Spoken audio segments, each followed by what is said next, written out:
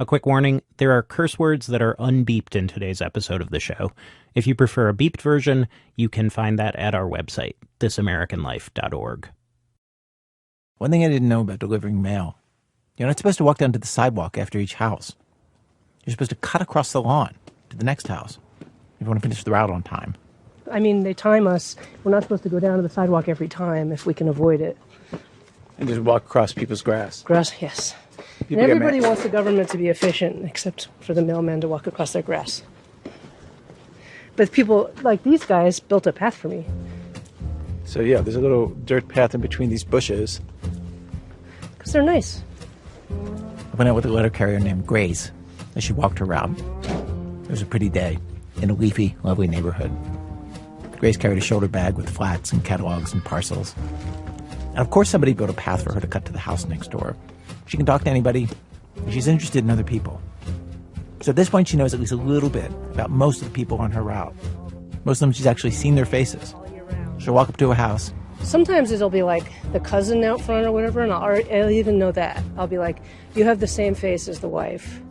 And I know she has family in Denmark. You're the Denmark sister. I'll just know it when I'm walking up. And then she'll be like, oh, no. And I'm like, I told you. Like, I'll just know a lot about people. There's the house with the stay-at-home mom whose son makes drawings for Grace. The public defenders who get public defender mail, but somehow also have an insanely posh house with gorgeous landscaping. There's the hardcore Christians, whose dog always lunges at the door like he's going to break through the glass. Hi, Duncan. And there's the dad who organizes the kids' softball league that Grace's daughter's in. And the guy with pancreatic cancer, who seems like he doesn't have much time left at all. And nicest guy. And it's just, you can't help but think about it every day. Does he get a lot of visitors? Yes, and lots of mail started coming from like old friends and stuff. Yeah. I'm not using Grace's real name or telling you anything about where she works, so all this private information can stay private, like it should. Our show today is about the mail. And Grace's understanding of who's who on her route is like a pilot knowing the weather they're dealing with. It's very helpful to doing her job. Like with this couple on the route, where the woman moved to the apartment across the hall and filed a forwarding address, and the guy did not. But Grace knows the guy's still with her, so she forwards his mail also, even without the form. At one house this particular day, there's a postcard for the landlord, who Grace knows does not live at that address. And so what are you going to do? I'm going to dispose of it in what we call the undeliverable bulk business mail bin. Ubum. She could toss it out like that because it's not first-class mail. So it doesn't get returned to sender and it doesn't get forwarded. It just goes to waste. Oh, it's junk mail? That's correct. We don't use that term. What do you say? We're forbidden from saying that. Bulk mail or standard class mail. Because junk mail implies a value judgment. That's correct. And this is what pays our salaries, this so-called junk mail. Grace has an ex-girlfriend on her route, somebody she was with decades ago.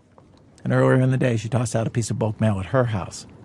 She pauses for a second before she tells me about it.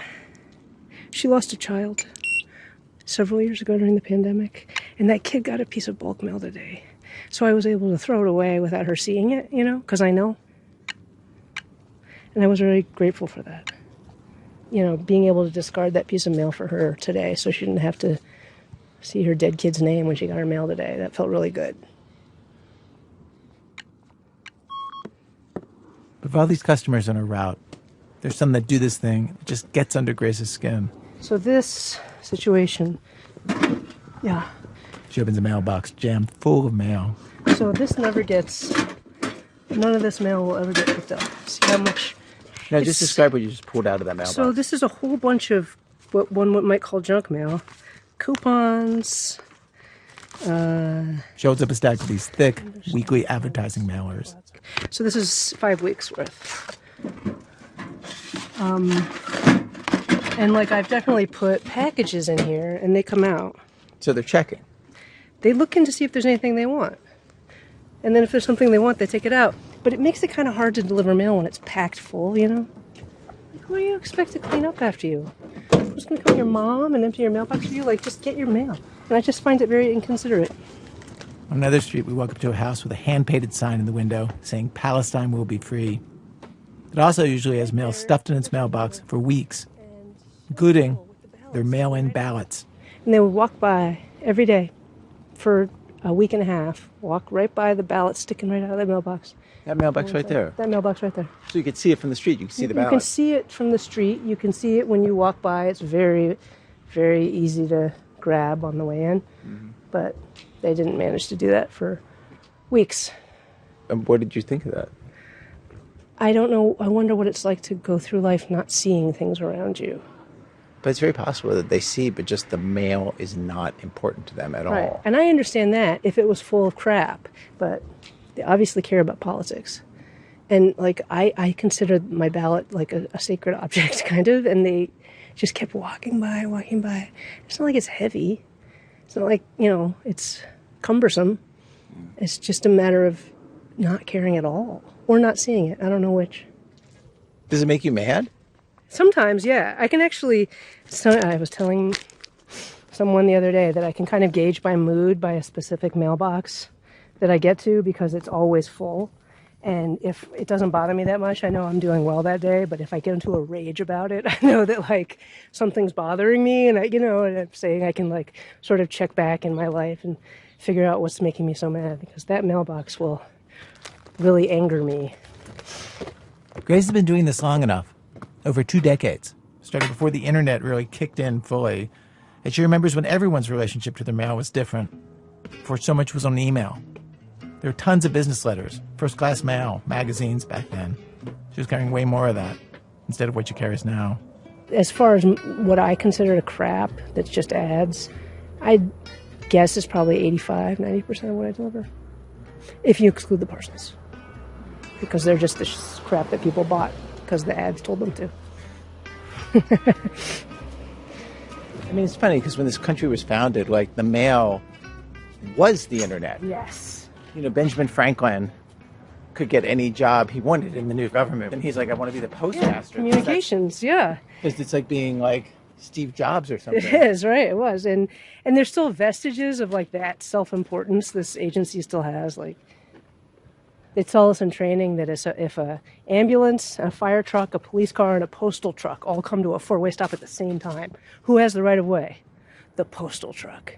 That somehow that's actually true in the Constitution, which is hilarious. Do you have this feeling of like you have this job that used to be a kind of like noble calling and, snow nor rain, no gloom of night. And then it moved from delivering stuff that people really, really wanted and needed and was essential to just delivering a lot of garbage? Yeah, totally. It's kind of achingly true that a lot of what we deliver is just garbage that people don't want. And like you have to make your peace with the theory that that's the revenue that sustains the important work of, because what we actually offer is dependability. We come every day. So if you have a return or whatever, you just put it out there, we take it right there. We know who you are. We know the name. We know the people who used to live there. And I know where to take their mail. Grandma sends them something, then move 3 times in between. I can get it to them. We do that all the time at work. We know people so much better than any other delivery services. So you feel proud of your job. Yeah. I mean, I really do like it. I really do think it's important. You have to, because it's every day for years and years and years, When it comes to the mail that we think of, when we think of the mail that we want to get, it's letters, personal letters. The old-fashioned kind, where somebody pours out their heart to somebody else by hand. I asked Grace to comb through the 25 pounds of stuff she was carrying for this one-block swing on her route to see if she could find even one handwritten personal letter. Let's see. Financial. Secret to wealth. I guess we call that financial. That's a bill. It's in a bill. Insurance reminder bill. Political. No. 0 fun mail on this block today. This day, over the course of the entire day, over 350 homes, she delivered only 3 personal handwritten letters. Do you write letters? No. Every once in a while I do. I feel so proud of myself. Probably like once every 5 years. I really wish I was more of a letter writer. Wait, why do you wish you were a letter writer? Because it seems like such a great hobby. Like when I do write one, I feel extremely good. It's a nice exercise. It's nice to imagine the person getting it. It's wonderful if they write you back. Like, it's one of those things I'm like, oh, I should do more of this, but I just don't. I don't know. I feel like I have the same impulse sometimes to write somebody, but then I really just type it and send the email, you know? Right. Like, and that seems to be the same feeling. It's not, though. Try writing a letter sometime. You'll see how different it is. Different parts of your brain come out. You say things you wouldn't say. And then plus, getting the physical thing from the other person, it's more, there's a connection. That the physicality of the letter brings a connection. I don't have sentimentality for that part of it, but it's undeniable that getting a letter, a real letter, is exciting. It's rare. The kind of letter where somebody sat down, "Dear you, from me," really tried to say something that needed to be said, whether putting something into words for the very first time, or correcting the record, or trying to persuade, and they know it's going to go better if they do it in writing. Today on our show, we dive into all sorts of dramas, laid out on the page. Today we have sincere letters, funny letters, and one letter on a big, life-changing mission. From WBEZ Chicago, it's This American Life. Sincerely yours, Ira Glass. Stay with us.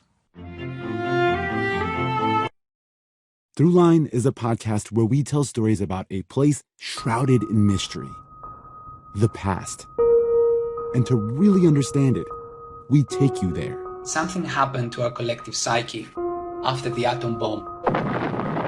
Listen to hear us reopen stories from the past and find clues to the present on Throughline, the history podcast from NPR.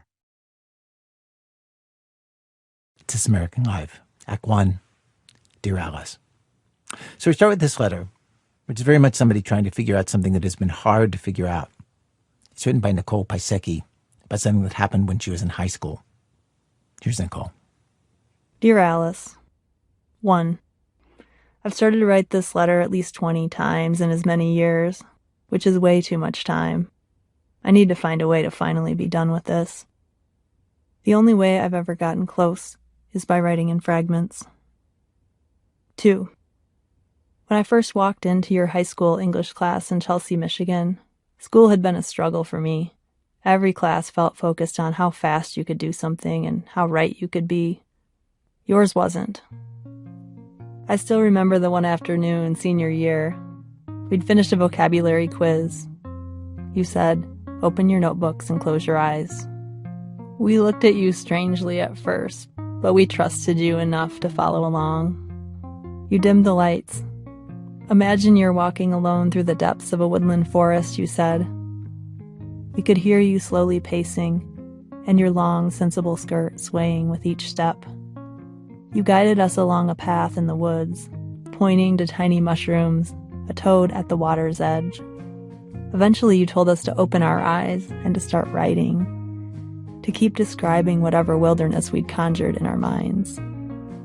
No teacher had ever asked me to write something from my own imagination, and I loved it. I started keeping a journal. Everyone, if they're lucky, has at least one teacher who changes their life or makes them feel at home in school. That's who you were to me, my favorite teacher. 3. I had never given much thought to my teachers' lives outside of school. You were a fixture in that corner classroom, a woman who seemed to exist wholly there. I never would have imagined that you were married to a man who kept a gun beneath his pillow. 4. I took Chemistry 1 with your husband in 1992 when I was a sophomore. You wore that plaid and wool hunting jacket and drank coffee out of that small plastic cup that doubled as a lid to his tall vacuum thermos. His hands sometimes shook when he lifted the cup to his lips. He kept his haggard ponytail pulled back with a thin rubber band. I remember that he played loud rock music on the stereo while we did experiments. Though I interpreted his personality as arrogant and strange, I didn't dislike him as much as I quietly despised the subject of chemistry. You should know that I've always struggled with solving complicated formulas. 5. My dad never told me things that a teenager didn't need to know, and I never thought to ask very many questions. He mostly kept his work life separate from his home life. I didn't know what a school superintendent did all day, and I never thought to ask him. One night, though, when I was standing in our kitchen by the sliding glass door, my dad walked up to me with his hands in the pockets of his faded weekend jeans and said, "Hey, Nick, When you went in early for chemistry help, did Mr. Leith ever act weird around you? I looked at my dad for a few seconds and wrinkled my brow. Then I defended your husband. What are you talking about? I replied. My dad dropped the subject without explanation, and I quickly forgot about it. Even when it was just the two of us, your husband and I, in his chemistry lab, he had never said anything inappropriate to me. I wasn't a pretty girl. I was self-conscious and tomboyish. Acne spotted my jawline and chin. My chest was as flat as a boy's. And I was the boss's daughter. 6. Earlier that year, the mother of a quiet, long-haired senior girl called our home telephone at an unusually late hour. I answered the call in the kitchen. "Dad, it's for you," I said in the direction of the living room. He took the call in private. 7. One of my favorite photographs of my dad is the one where he's sitting next to my hospital bed at St. Joe's in Ypsilanti, right after my knee surgery during my senior year. He sat in that uncomfortable chair, staying day and night, as my left leg moved, bending and straightening in a constant passive motion machine.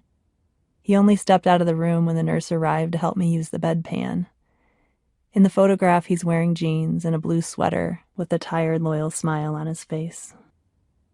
Back then, I never saw his commitment to me as remarkable, because it was all I had known. 8. Surely you know all about the giddiness that your high school students felt on the Thursday before Christmas break. My energy that day felt boundless. I practically bounced from 7th period across the grass and straight to the outer window of my dad's office.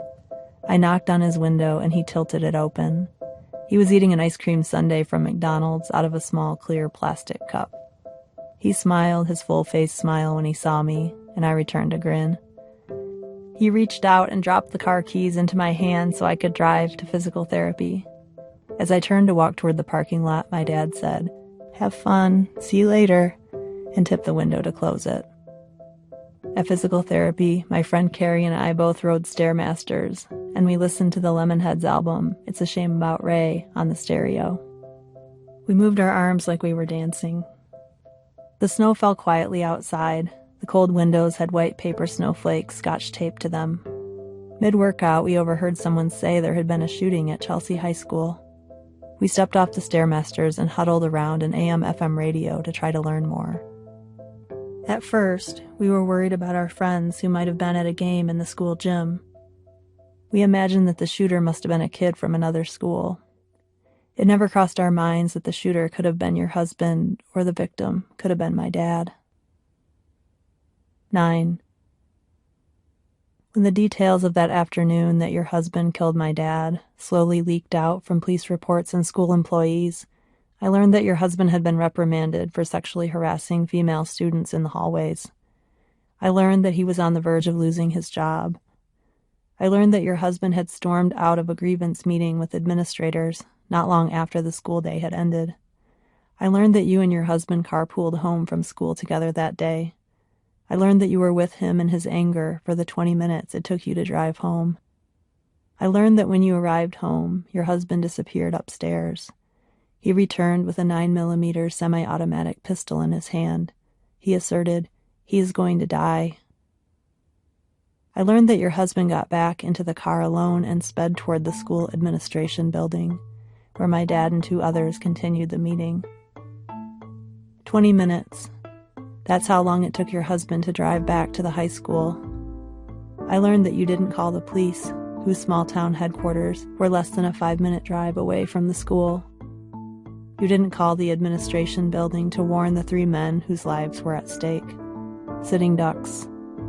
Instead, you called the teachers' union office in Ann Arbor, 20 minutes in the opposite direction. Your husband wore a long coat with pockets of ammunition. He squealed his tires in the school parking lot. He told someone who approached him that he had, quote, unfinished business to attend to. He walked into the administration building, turned the corner into the doorway of the small office. He lifted the gun and pointed it, first at my dad. Daddy. Dada. Pops. My 47-year-old dad's last words were, "Steve, You don't have to do this. Your husband fired round after round. He killed my dad. He injured 2 others. You didn't call the police. 10. Why, Alice? Why the fuck didn't you call the police? Why? 11. After your husband shot my dad, a pocket of time existed where my dad was gone and it was still just a Thursday in December. I was still just a teenager, happily riding the Stairmaster at MedSport, looking through icy windows with paper snowflakes taped to them. My brother Brian was still just a fresh-faced, private first class, wrenching bolts on the engines of fleet vehicles at a Marine base in North Carolina. My mom was still a wife of 25 years and a middle school special education teacher at a neighboring school district. And you were still just my favorite teacher, the one who let us write about an imaginary forest. 12. I can't remember if it was you or I who initiated the meeting a few days after your husband murdered my dad at our school. I hadn't slept since I found out. I had been desperately pulling his photographs from sticky plastic pages of family photo albums and taping them to the bathroom mirrors. Still, I was worried about how you might be feeling. I was eager to believe in you, to affirm that we were both unknowing victims of your husband's violent actions, to tell you that I didn't blame you. I sensed some hesitation from my mom, but she took me to meet you anyway. The story was still developing. I couldn't imagine any scenario wherein you were not the hero. She could. We learned that since the shooting, you had been staying with your friend and colleague Pam. When we arrived at her house, Pam took our damp jackets, and I saw you sitting alone in a wingback chair at the far corner of the large room. You didn't rise to greet us when we entered the Christmas-ready living room. Your face displayed a low, distant gaze. Your fingertips fidgeted with a pinch of fabric on the bottom of your sweater. I don't know what kind of a welcome I had expected, but it wasn't this. Finally, you approached me. You said something like, "This is for you," and your tone was solemn. You reached out and handed me a hardcover book and a handwritten letter. Do you remember the title? Did the book have a tree on the cover? I never read the book. I meant to. My head was too clouded with grief in those days to concentrate for long. I stuffed the book into a drawer in my bedroom and never looked at it again. I did read your short letter. Your words were scrolled diagonally across a yellow legal paper that you'd folded like a business letter. The one thing I'd always remembered about that letter was the part I understood the least. "Maybe we can make a circle someday," it said. I've been wanting to ask you for years. What does that mean? 13. I returned to school only 3 weeks after my dad died, often arriving late and unprepared, driving up to the school in the used Chevy Corsica that was still registered in his name. My other teachers offered me unspoken allowances for my unimpressive academic performance during the second half of my senior year. My government teacher passed my late, biased research paper that took a stance against the death penalty. I called capital punishment, quote, "an option that doesn't warrant enough suffering." I was scheduled to return to your English class, but the counselor intervened. Instead, I met with your student teacher in the library every day. I don't remember her name, only that her severe psoriasis frightened and distracted me. I was afraid it was contagious, and I couldn't bear any other complications in my life. We read Hemingway's The Old Man and the Sea as an independent study. I remember how tired Santiago was while trying to reel that large marlin into the boat. I wouldn't have had it in me to keep going like he did. The final semester of high school, I don't remember speaking to you. Surely I must have seen you in the hallways. Did you see me? 14. It was confusing to see you in the courtroom on the opposing side, sitting next to your mother-in-law, then taking the stand, making a case for your husband's insanity defense, trying to keep him out of prison. The defense attorney led you through a detailed account of your husband's bizarre actions. I remember the story of your husband killing your pet bird, how he broke its neck with his bare hands. You recounted a holiday when he curled himself beneath a piano and sobbed like a baby. You explained his obsession with guns, how he usually kept one within reach. An aisle in the courtroom divided my family from his, yours. You never once looked across, at least not while I was looking. And you didn't look when the verdict was delivered. Guilty, life in prison without parole. 15. I know exactly where I was when I learned you lost your battle with cancer. I stood courtside in the main gymnasium at Adrian College. I wore my jersey, baggy white shorts, and a bulky knee brace. I had just finished playing a Division III basketball game.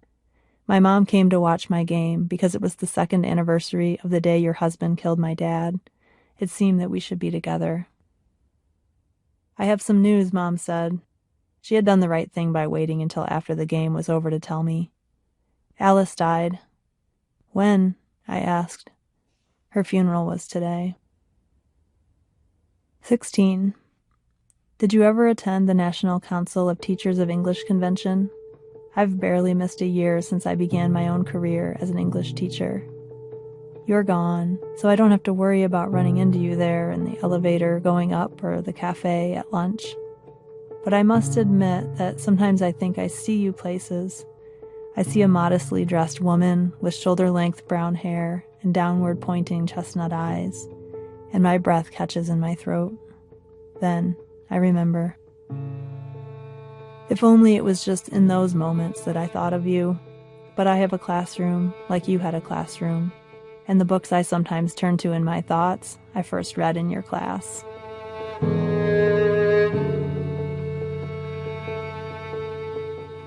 "17. The last time I saw you in the flesh, I was a freshman at Adrian College, and you were still an English teacher at Chelsea High School. In a moment of capriciousness, I drove the hour north on Michigan 52 and parked in a visitor space in front of the high school. All the students sat in class, which left me alone to walk the cement pathways.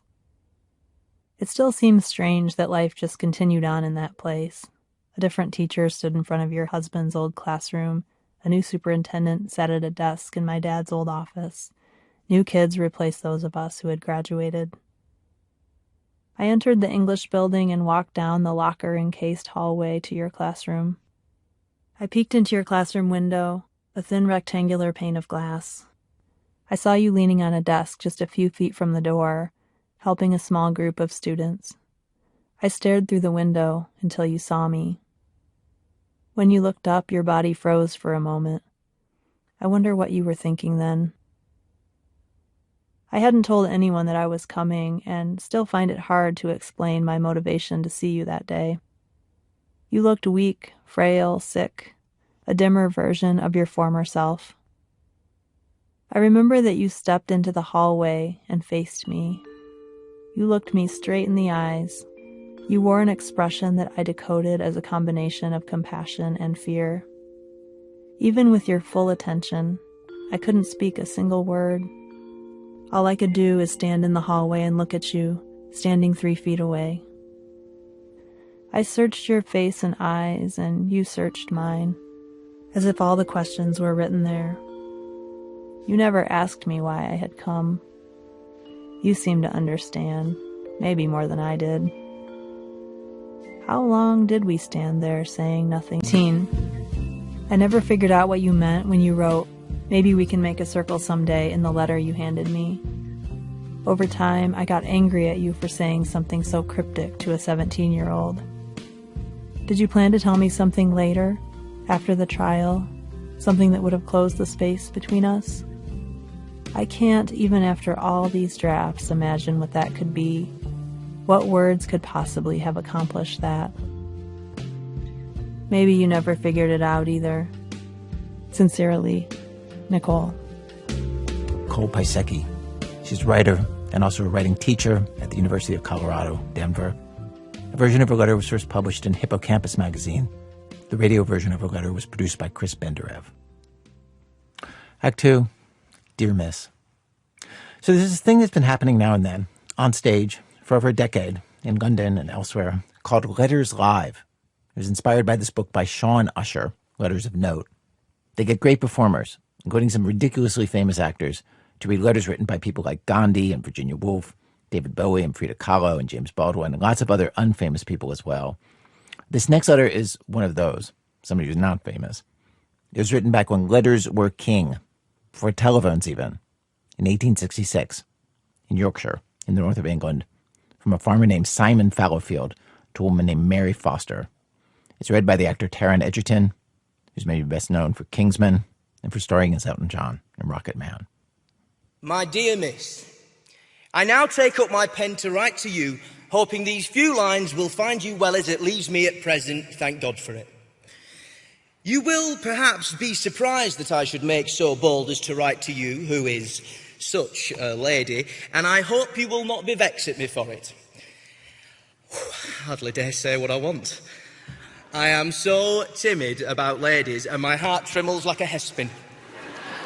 But I once seed in a book that faint heart never won fair lady, so here goes.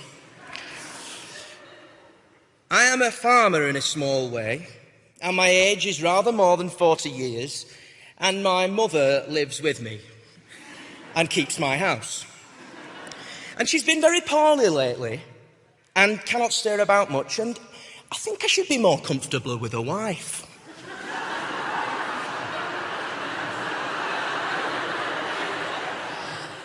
I have had my eye on you a long time. And I think you are a very nice young woman, and one that would make me happy if only you think so.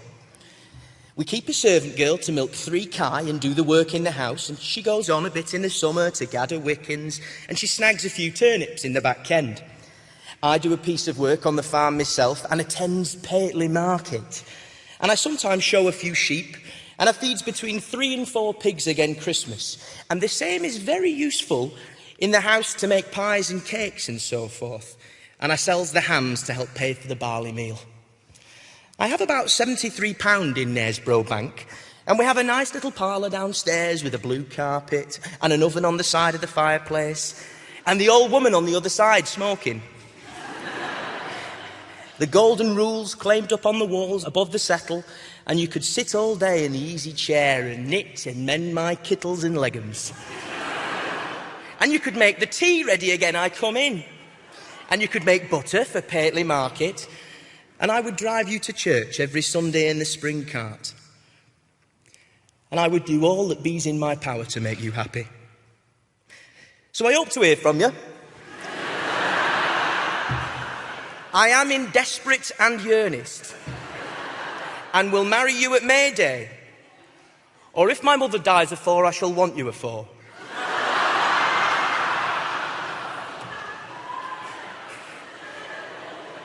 If only you will accept of me, my dear, we could be very happy together.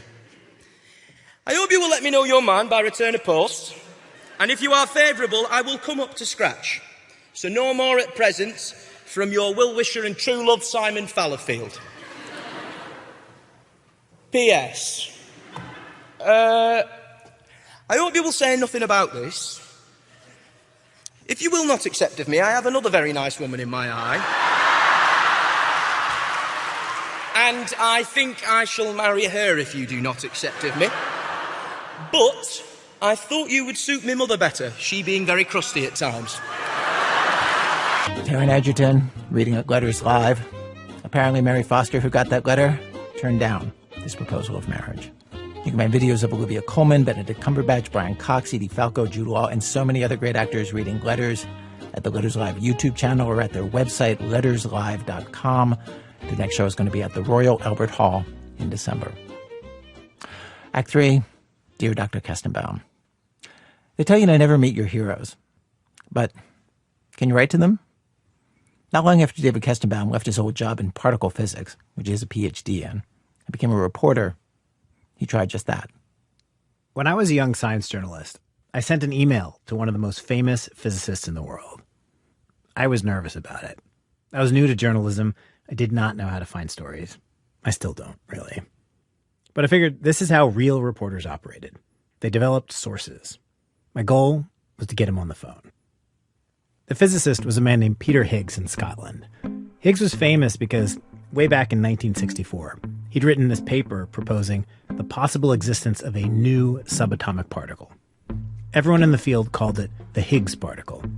Well, except for one who wrote a book calling it the God particle, though people kind of hated that name. Anyway, it was a big deal if it did really exist. It could explain why other subatomic particles had mass, which you want them to. If electrons were massless, they would fly off, you couldn't have atoms, we would not be here. I'd been a physics grad student a few years before. One of the things we had been searching for with this massive experiment was the Higgs particle. So my goal was to get Peter Higgs, who maybe had seen this deep truth about the nature of the universe, on the phone. I needed some excuse, so I wrote that I was curious how the Higgs had come to have his name.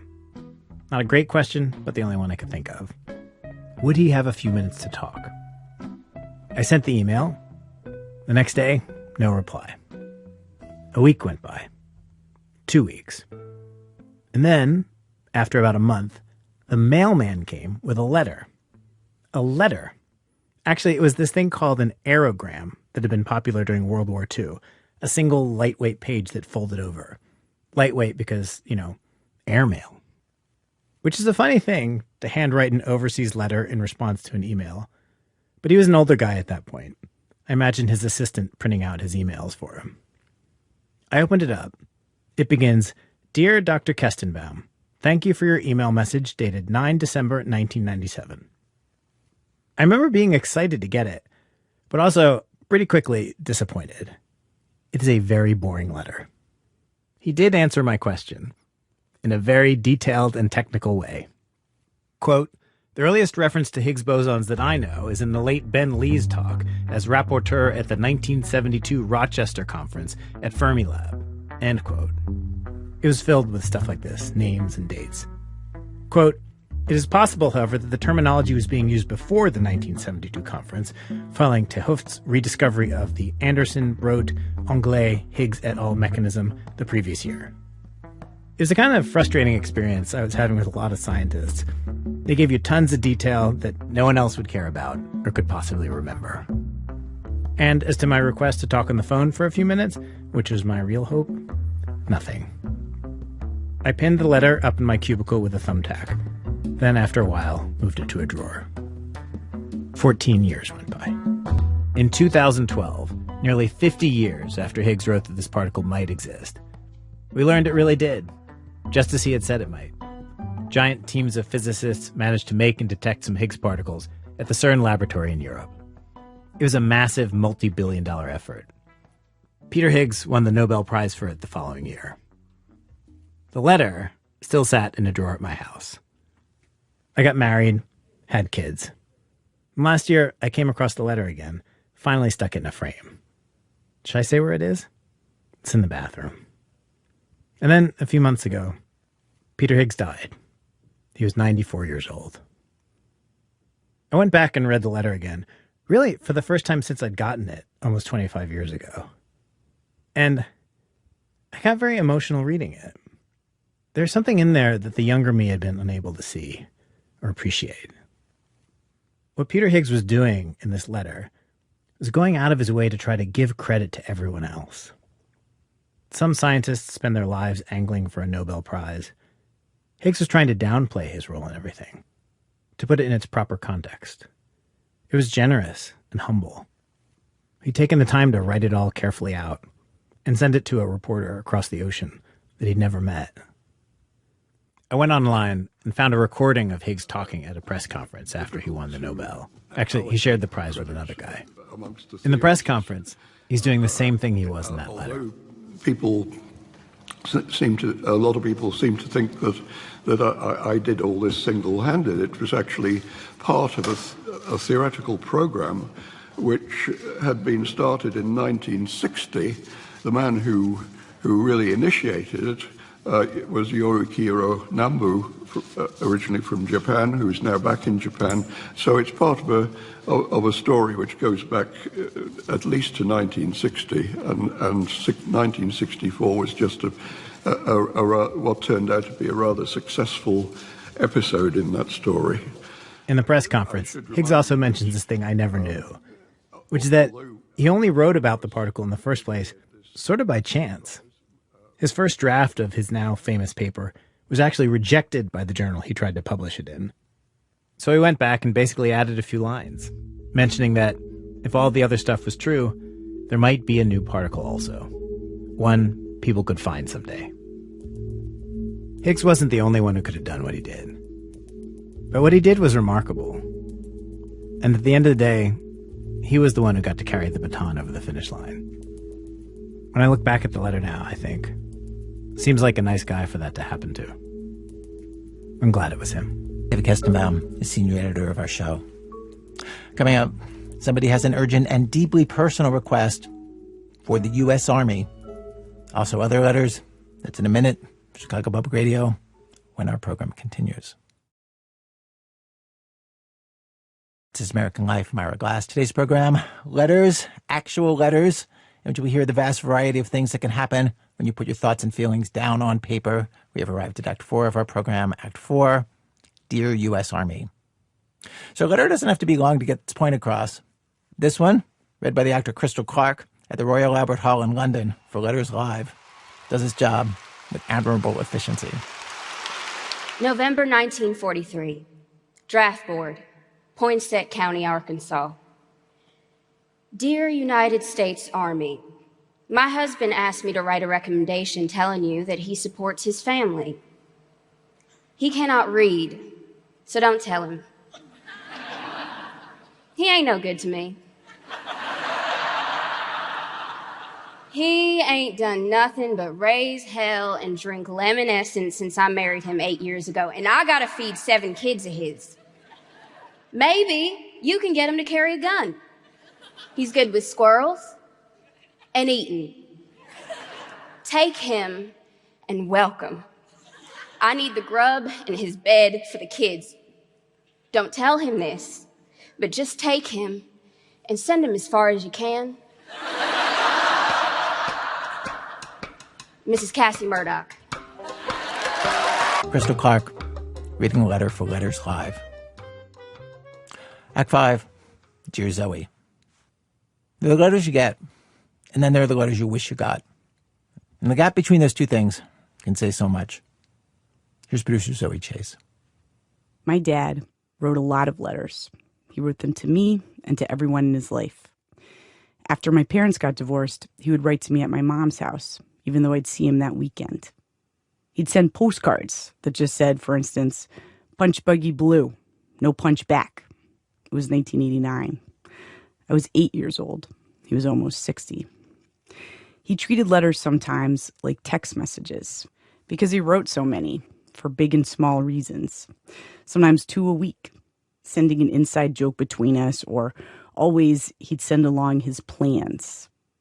Here are the plans. Come with me for the weekend after you get back. You can come to my office on Friday, and then we have dinner with Silvana. We might also see a movie called El Cid about a famous warrior in the Middle Ages in Spain. I have to bring you home on Sunday of that week about noonish because I have to teach, even though there's a holiday on Monday, Labor Day, semicolon. At this point, we can go to the harbor the following weekend. I pick you up at school, and off we go. That was August 1993. He'd often add in a PS, I am writing to you without using capital letters because I like to write letters that way because it is time consuming and boring to make caps. You should not do this because it is a bad habit until you are grown up. As I grew up, the letters grew up. They took on a different tone. Here's one from May 20th, 1995. Dear Zoe, this is another letter from Dad. All of those can be kept over the years and then reread and then used in your memoirs. This is the tone, grandiose. He's offering important words of guidance to his child. It goes on. It is important to understand the nature of work and how it will affect your life, whether schoolwork or something else. What you will find out in most work situations is the way in which work helps one to get through hard times. I know that when I split up with both Jean and your mother, it helped me to have a job, to give me structure, so that I could survive okay and look forward to a better time when things would be better for me. So work helps a lot in that respect. If you have ups and downs at school and social matters, for example, well, the work, schoolwork, but also in your case, sports, helps to get one through a rough period. I don't mean that work, whether it be sports, which you take seriously and should, replaces human values, friends, lovers, whatever, but it helps complete the roundness of life. Believe me. I was in 6th grade. P.S. Don't use lowercase when you type. That's just for me. Otherwise, you will get into bad habits. Dad was a writer, a historian, magazine editor, professor, foreign policy guy. A dry subject, maybe, but he was not a dry person. He was warm and loving and excited, and so were his letters. What they weren't really was vulnerable. They weren't peer-to-peer. They were father to daughter, which I loved. I didn't want it to be different. I liked being taken care of and guided and mentored and fussed over. And he was just clearly enjoying playing the role he was playing. June 30th, 1999. I was 17, 12th grade. Dearest Zoe, the opening lines of the Divine Comedy. In the middle of the road of our life, I found myself in a dark wood, where the straight way was hidden. In any case, sometimes one does find oneself in a dark wood, and the right way, the straight, is lost, and one has to find the path again, and sometimes again and again. How was camp? The last missive I received from Dad came 2 days after he died, in 2004. It was a postcard he'd mailed from Paris. I can't find it now, but I remember he recommended against opening a credit card. Just stick with a debit card for now. I was 22. I didn't get another letter from him until this year, in June. As his friends have died, their families found these old letters my dad had written to them and sent the letters to my sisters and me. I got one from Dad from 1960. He was 28 years old. I was 42, reading it. It was the first letter I'd ever read where he was younger than me.